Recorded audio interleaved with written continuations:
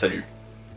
Il y a quelques jours, je t'ai partagé sur Instagram un petit post qui parlait du mal de genou, plutôt les questions à se poser pour analyser un petit peu quel type de douleur tu avais et les pistes qui pouvaient t'aider à soigner cette douleur.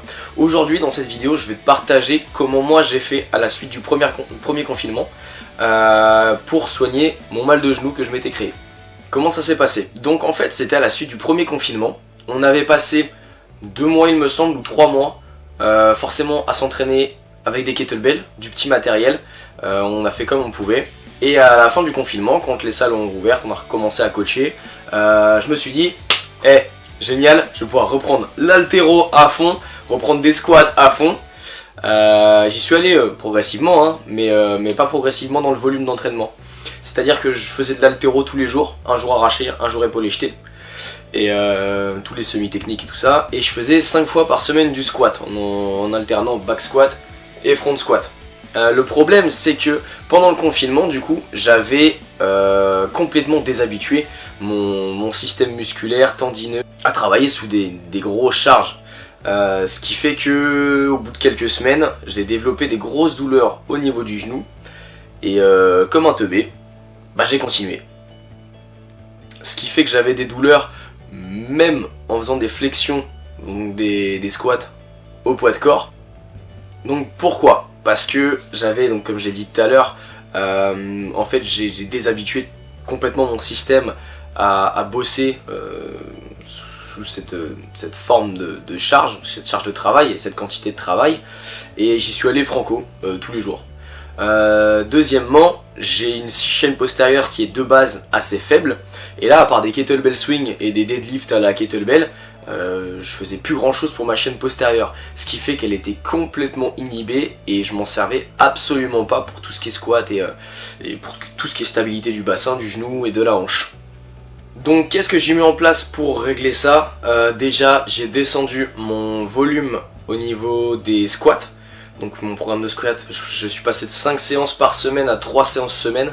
Vu que j'étais sur un cycle d'haltéro, je faisais 2 séances de front squat et 1 séance de back squat. D'autant plus que le back squat, vu que tu mets beaucoup plus lourd, c'est beaucoup plus traumatisant, forcément pour les articulations.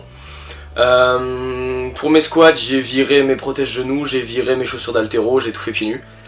Forcément tu mets moins lourd pour te réadapter. En côté haltéro, j'ai diminué un peu mes charges et je me concentrais beaucoup plus sur les aspects de vitesse, de puissance sur la barre, d'agressivité et de relâchement au niveau des bras. Ce qui est toujours pas ouf, hein, mais on essaie de progresser.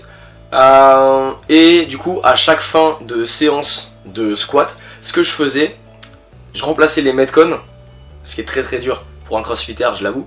Je remplaçais les metcons par du renfort au niveau des jambes. Donc je faisais à chaque fin de séance de squat 3 séries de 12 répétitions de step-up avec une plate de 20 kg. Une plate de 20 kg c'est pas lourd en fait, mais le fait de me concentrer sur la trajectoire du genou, de réduire le tempo, m'a énormément aidé pour soigner mon genou.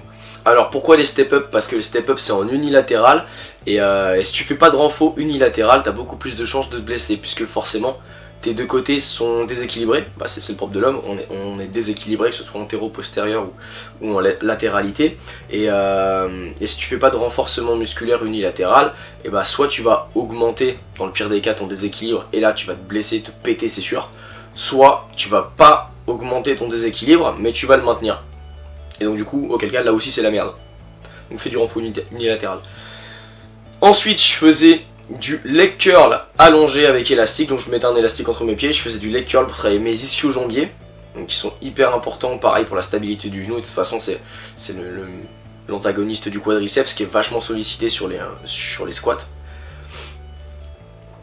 Et j'ai implémenté beaucoup de hip thrust, j'ai refait beaucoup de hip thrust, parce que j'ai une chaîne postérieure qui est complètement faible, et donc voilà, je voulais absolument avoir un boule qui chamboule.